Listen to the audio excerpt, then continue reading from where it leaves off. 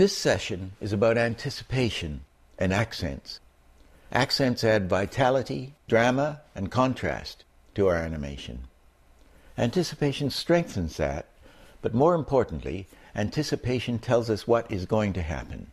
It's the preparation for an action, and it's essential to theater, live action, and animation. The great animator Bill Tytla said, "There are only three things in animation: anticipation, action, and reaction. Learn to do these three things well and you can animate well." Charlie Chaplin said, "Show them what you're going to do it, and show them that you've done it," which is the same thing as Bill Tytla said.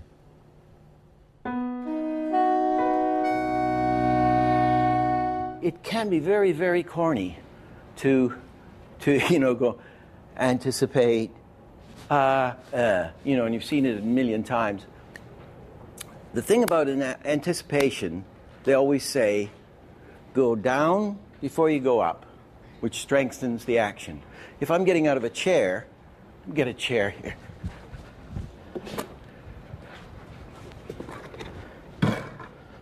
I'm going to anticipate I'm not just going to get out of this chair as if a magnet sucked me out of it. It's going to be an anticipate, probably that or something, or I'm going to go down before I go up, and I unfold. We unfold, right? Not everything's happening at once. So the going down strengthens the going up. So they always say go, that's the justification for anticipation.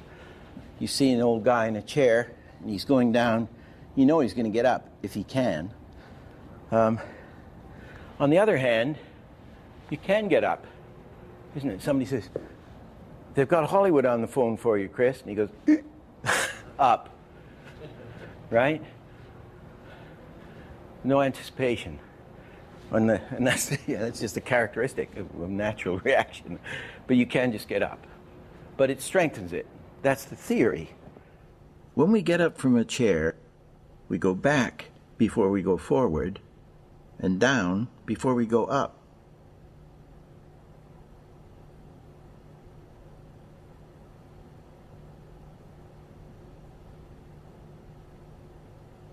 Anticipation is the preparation for an action, and the anticipation is always in the opposite direction to where the main action is going to go.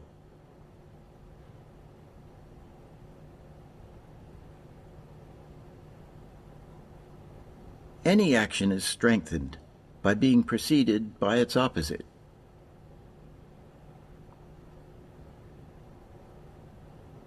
Action in the whole body gives the anticipation tremendous latent force.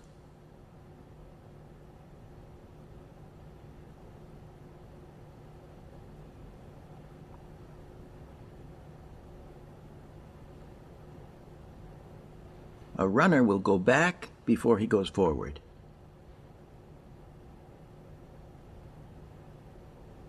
The rough rule is that before we go one way, we first go the other.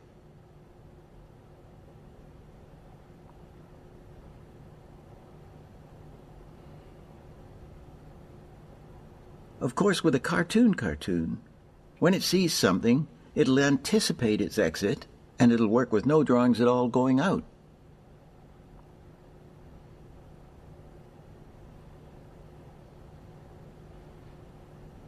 Take someone making a point. It's weak.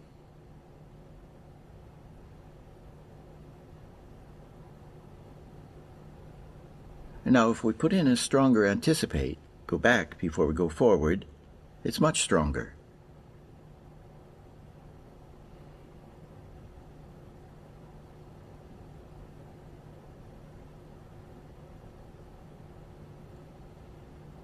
When starting a walk, it's unnatural to start with the furthest foot from the direction we're going.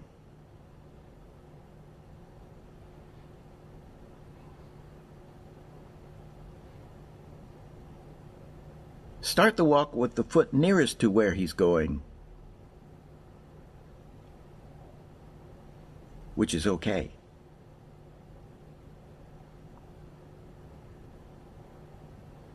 his right foot could back up to anticipate his walk.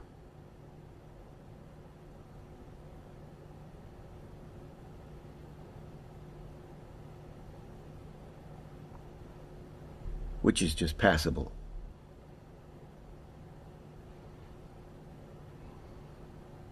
Or he could anticipate the walk by backing up his left foot to free his right foot to step over.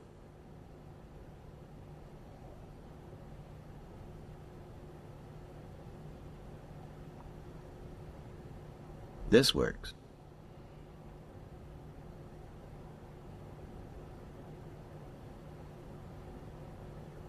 Take a man on a diving board. Start with the nicest leg. He anticipates and anticipates again.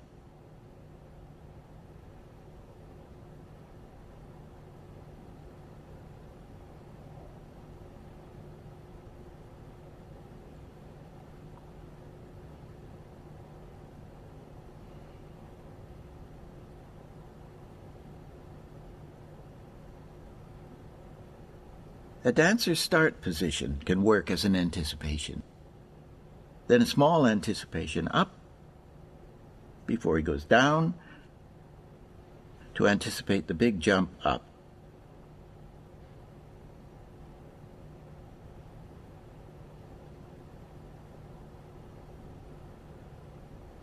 A baseball pitcher goes through an elaborate sequence of anticipation, building up power before his throw.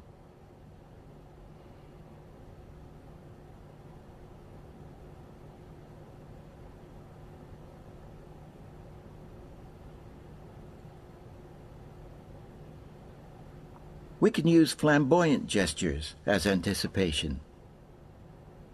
Say a showbiz lady's going to put her hand on her hip. Here it is on ones. Same drawing shot on twos.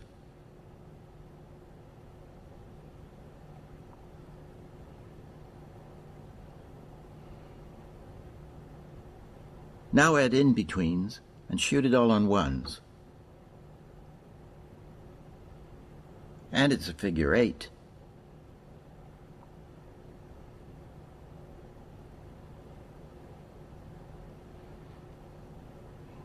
Anticipation is a magician's stock in trade. Incidentally, there are 3 figure 8s in this action.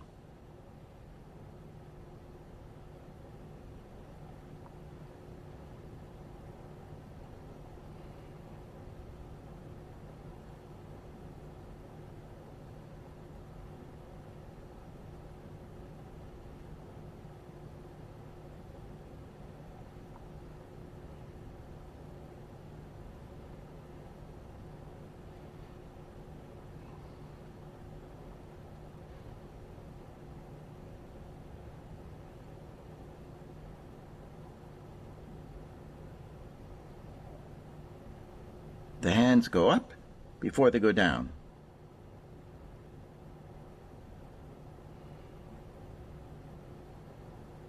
Even with smaller actions, say a hand writing,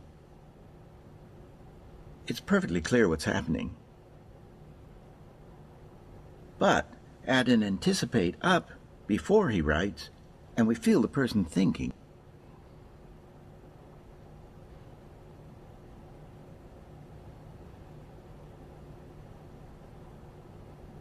Now for invisible anticipations. Here's one way to get snap in animation.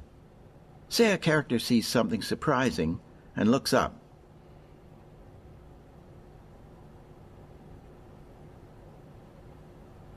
Let's put in a very fast anticipation, a drawing or two in the opposite direction from where he's going. Here it is with 1 extra frame of anticipation. Now let's add 2 frames of anticipation.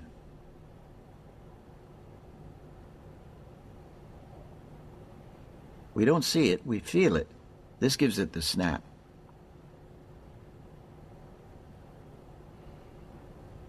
Say a soccer goalie is going to stop a ball with a circular foot flourish.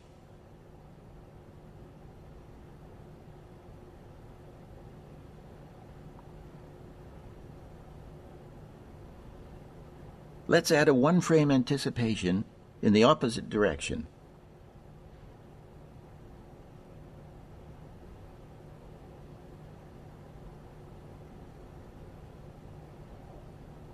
Now add in 2 frames of invisible anticipation.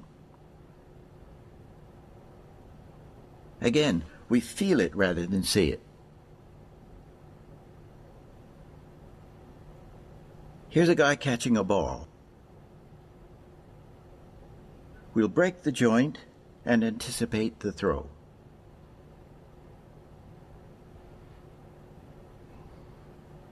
The joint breaks in the opposite direction and throws.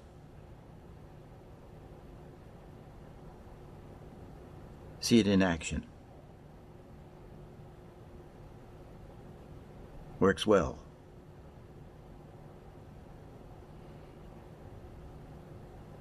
But now, we'll add an anticipate forward for 2 frames. And continue with the normal anticipation.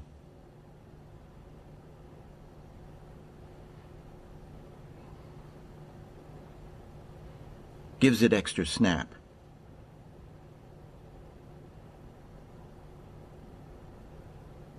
Conclusion. We anticipate an action, we do it, we show the result. When I was young, I saw this great French mime artist, Marcel Marceau. Just like the silent movie stars, he was a master of anticipation. He always said, use big anticipation. You ever seen Marcel Marceau do Old Age, Maturity, and Death? That dates me. When he was young, he was, well, he's great now, but he was unbelievable. And he'd have this old guy come running out, Pierre Ité, I think his name was. He was an old French mime. And he'd hold up this sign of what Marceau was going to do. And the sign would say, old age, maturity, and death. So there's your setup, right? He runs off, and Marceau is on the ground like this, and there's your anticipation. He just doesn't do anything. He's in his white mime suit. And there's the anticipation. What's he going to do? And he gets born. Somehow he becomes a baby and is born, and then, like walking on a trolley, he makes baby steps, and then he turns into a boy before your very eyes, and I can't do it, and he turns into a young man, and then he turns into a more mature man, and then he gets middle-aged, and he's walking all the time towards you. Middle age, and then he becomes older, and then he starts getting decrepit, and he just shrivels up in front of you, and he's still walking, and he just goes back into a thing and dies. And it's the most, it's an unbelievable thing. And the death is the result, isn't it? And you've seen life. So the great thing is that they have the sign up there, which acts as the setup, isn't it? And then you're anticipating what he's going to do. The sign makes you also anticipate. Now we come to accents. Accents are where you emphasize an action and give it the right amount of impact. Getting good head, body, and hand accents was the hardest thing for me to learn. Accents. And I think accents, there are 2 kinds. Hard accents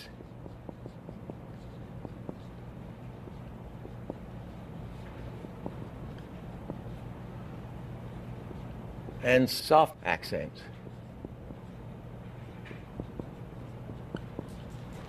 This was the hardest thing for me to learn.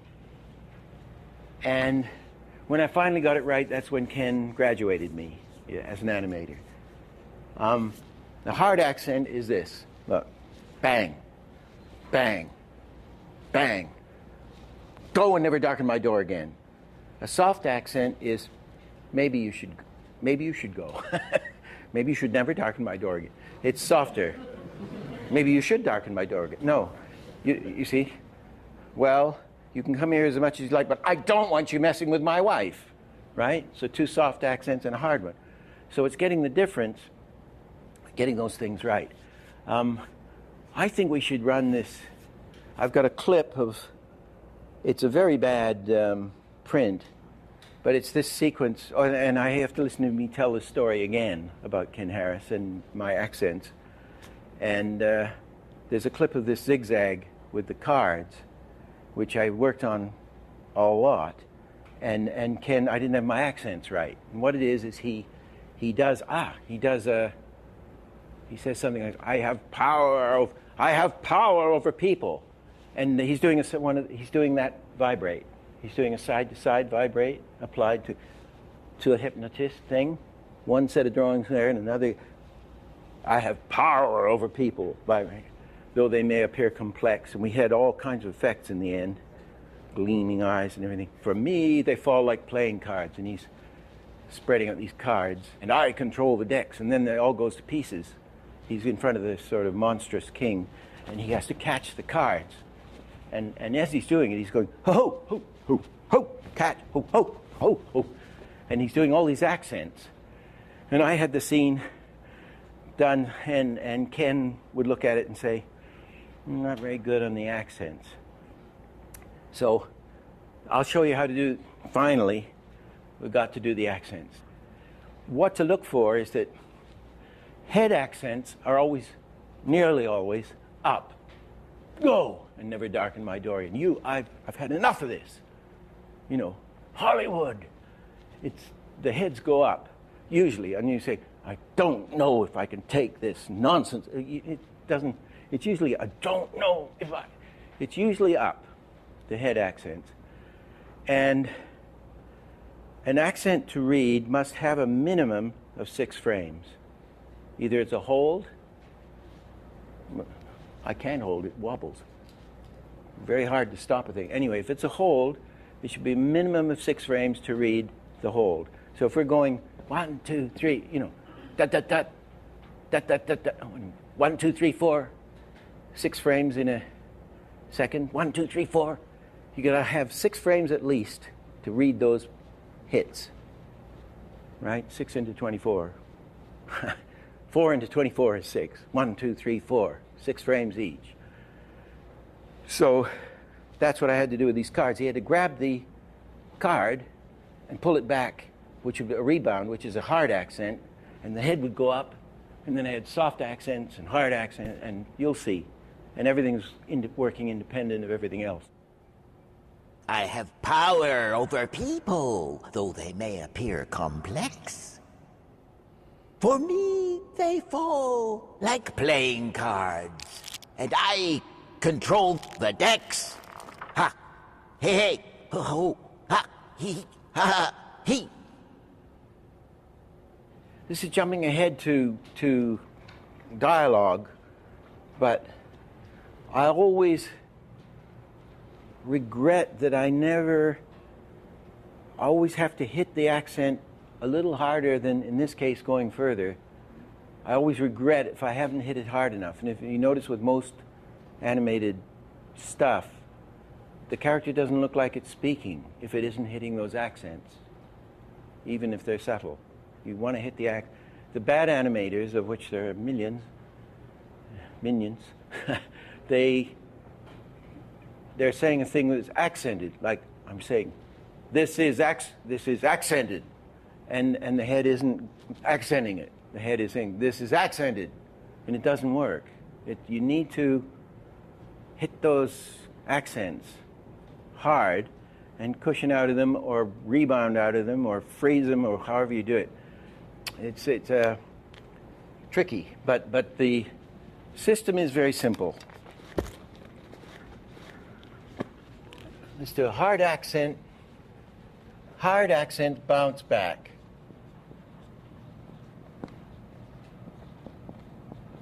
There's a rebound.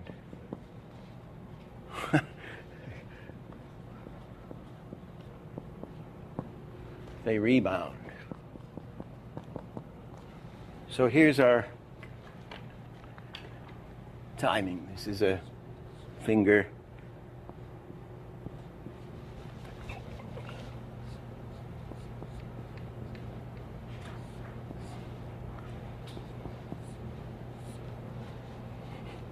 number one. And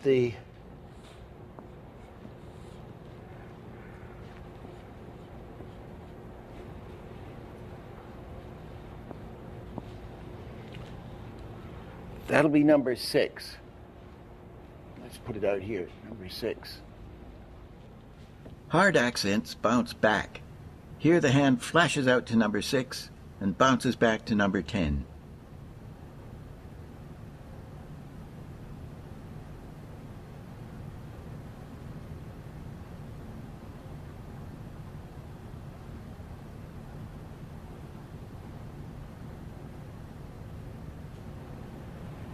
Boom. He grabs a card and he doesn't stop. He grabs a card and pulls it back. Bump. Hard accent. Bump. Hitting a thing with a hammer. Bump. Bump. If you hit an anvil with a hammer, dunk. You have the sound not on the hit, the frame after. You read it. Dunk. That's a hard accent. They rebound. Dunk. Dunk. Dunk. We read the accent on the rebound.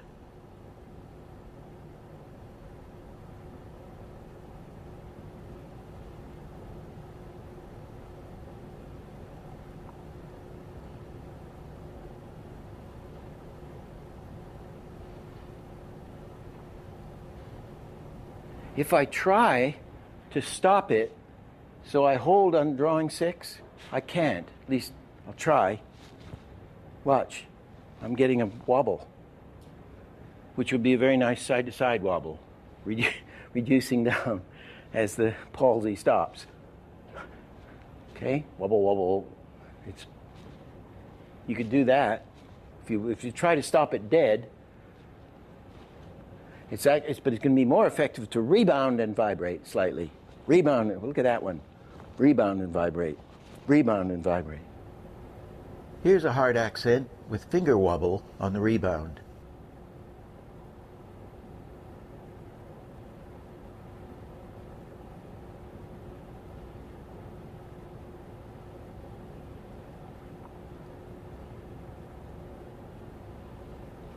Then the soft accent is very similar, except it keeps going.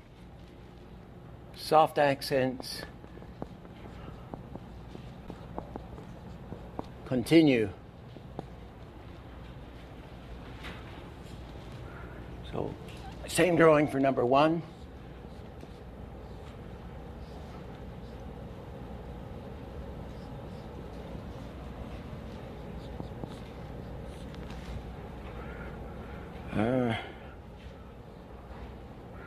Drawing number 6 is going to be about a minute. Let's do it here.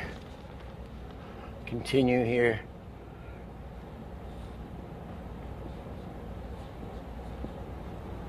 To 10. And it'll be, the chart will be exactly the same. 1 to 6.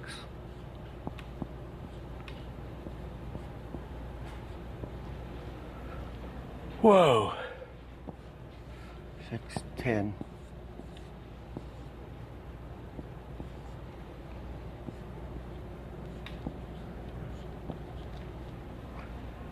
Actually, to make it softer, I'm going to put 5 a little closer to it.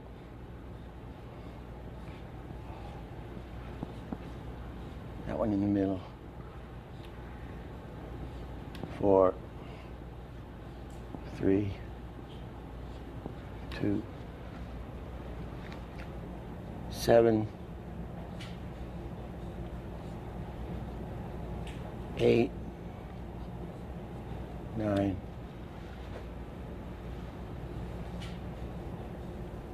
Soft accents don't bounce back. They keep on going.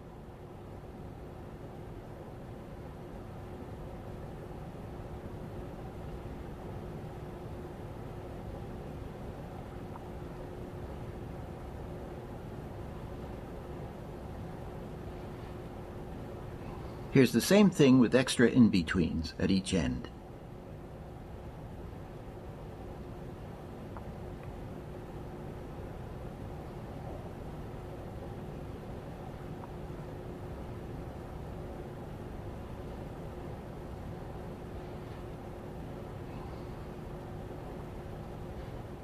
So it's like a conductor, orchestral, there's soft accents. Doing a waltz, 1, 2, 3, 2, 2, 3, 3, 2, 3, 4. He's going down and it's continuing. You play the note there and it continues. 1, 2, 1, 2, 3, 2, 2, 3, 3, 2, 3, 4, 2, 3, 5. Okay? And that's all there is, except that you must have at least 6 frames. I mean, golly, this should be for a hard act. Go and never darken my... You know, I held a lot longer. I'm sure it's 12 or something, or 16 frames, you know, but he's doing like this. You 6 frames is your minimum. Absolute minimum.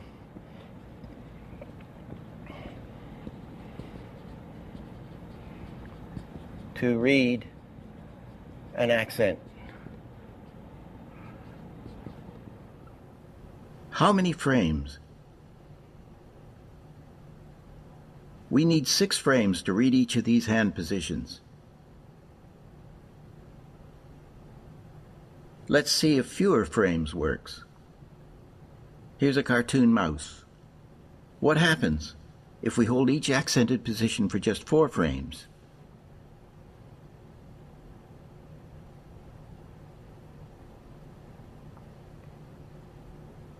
Now let's try 5.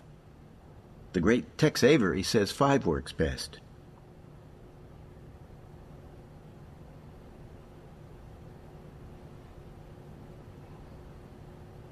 I vote for 6.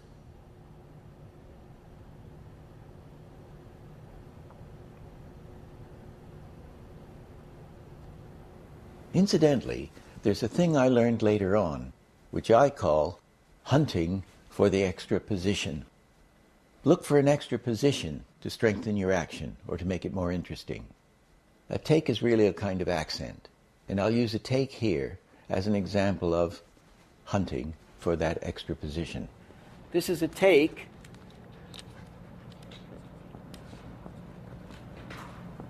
with an extra drawing, extra position there. And it's going to be the same principle as this. If we have a guy here,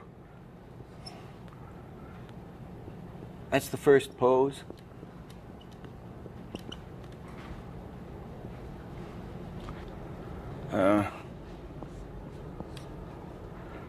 Here he goes down into the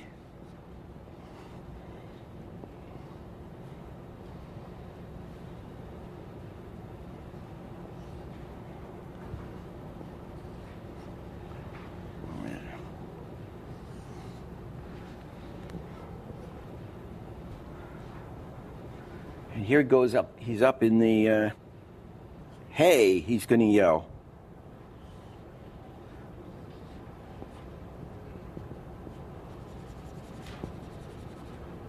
Hey.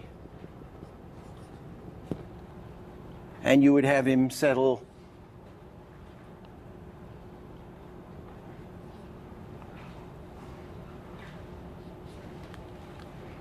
into something like this, maybe. Okay? There's an extra drawing I want to get in. Extra position. There's first pose, second, third pose.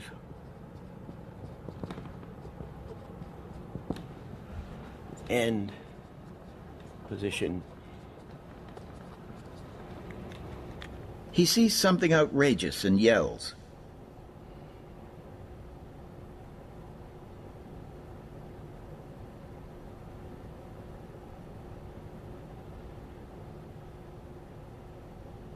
You put this one, you've got this long shape here, you put a new one in here, up at the top.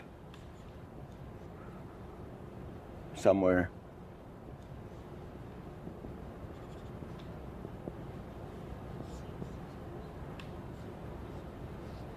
That shape.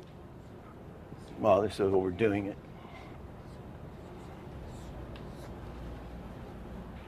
Now let's find an extra position to strengthen it.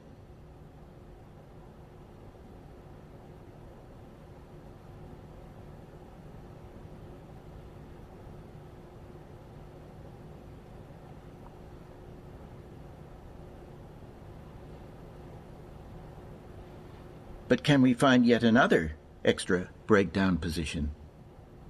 Yes, we can.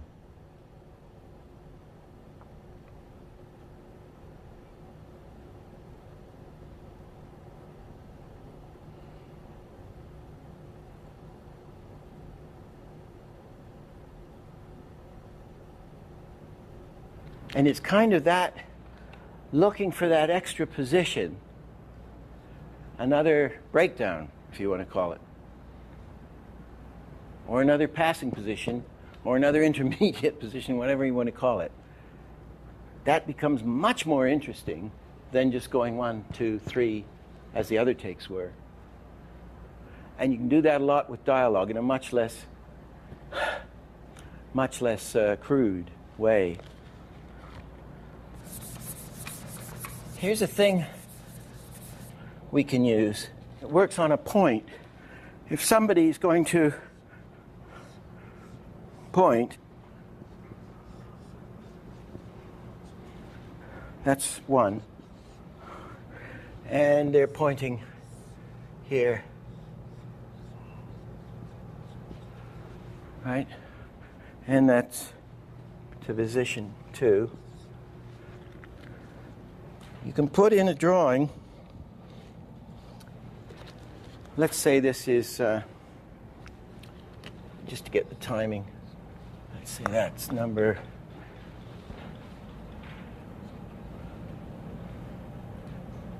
I do put it here. 1, 2,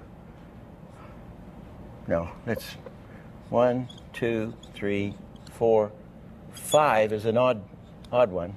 And this is number 6. Okay. 5 for one frame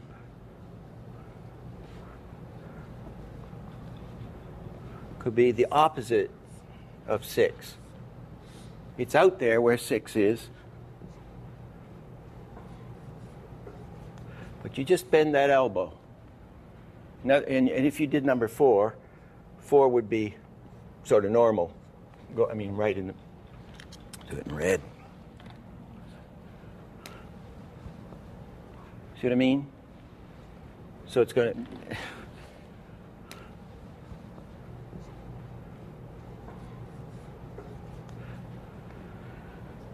you're bending the arm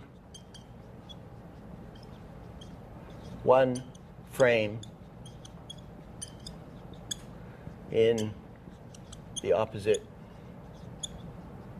direction. But everything else is going to be in the middle. So that is going to be, say that's in the middle there. The in-between, right, smack in the middle. And the others, however they are. Okay? So that'll just, that's a very minuscule detail, but it will give you that, right? Can I just, I'm going to go to here. It'll give you that.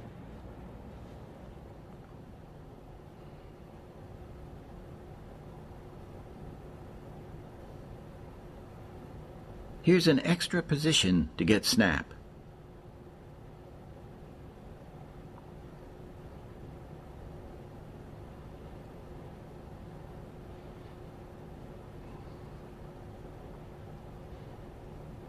Here's the same kind of thing, but we're snapping it in the middle of the move.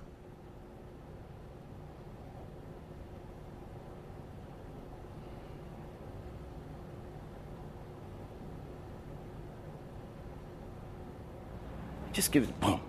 It says minuscule snap. That would be a good place to use something cockeyed. But it's not that cockeyed, it's just going in the wrong direction. So it's doing exactly like a breaking joint, except one straight, isn't it? You're getting that again. More change. Another way to achieve an accent or snap is to use a whip action. Snap. Snap. Now, if you slow that down, take the snap out of it, slow it down, you get a wave action. We're using this all the time in animation. Here's a basic whip action with snap at the end.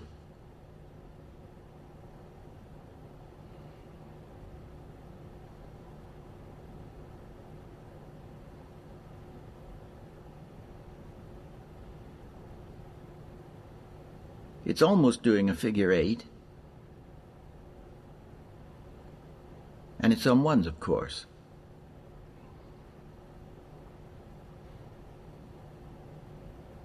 A slower version of a whip action without a snap gives you a wave action, like this man swinging on a rope. It's going one way, then the other, cushioning both ends.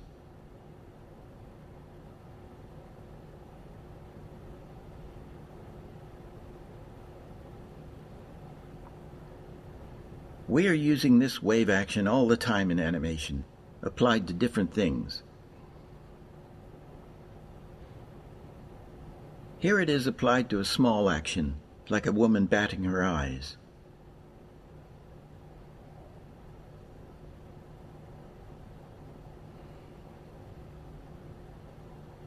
On ones,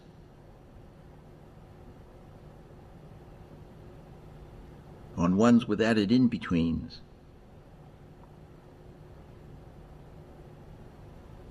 Same thing, shot on twos.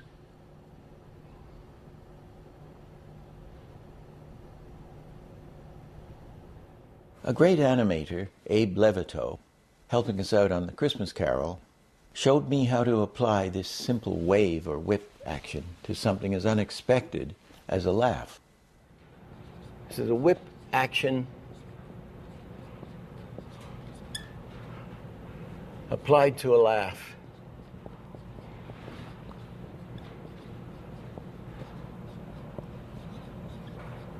Did you notice that, was it in that clip, Tiny Tim laughing?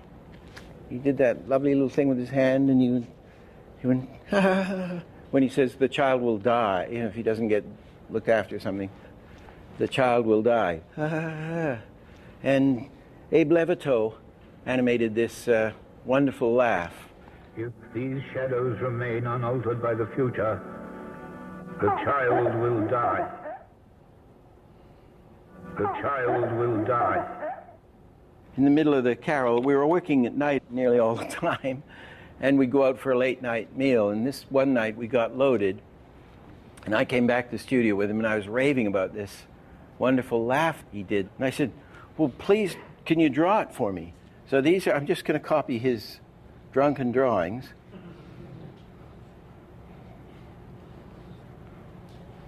And he drew them this crudely as well, which there, and then the head goes down. The laugh waves up to its top position and then waves back down the other way. Going over and coming back. Here's the same thing all crushed together.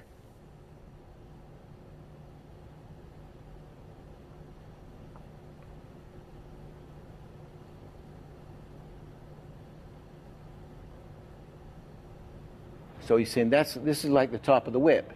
It's going and then back into here. The child will die. It's a wonderful illustration of how these principles, the sophisticated use of the basics. He's done this wonderful thing with the hands on it. And I said, well, what did you do with those hands? You know, was that worked out on the whip? And he said, no, I just did that straight ahead. So you see, he was using the system. If these shadows remain unaltered by the future, the child will die. the wave goes up to the highest point and back down again.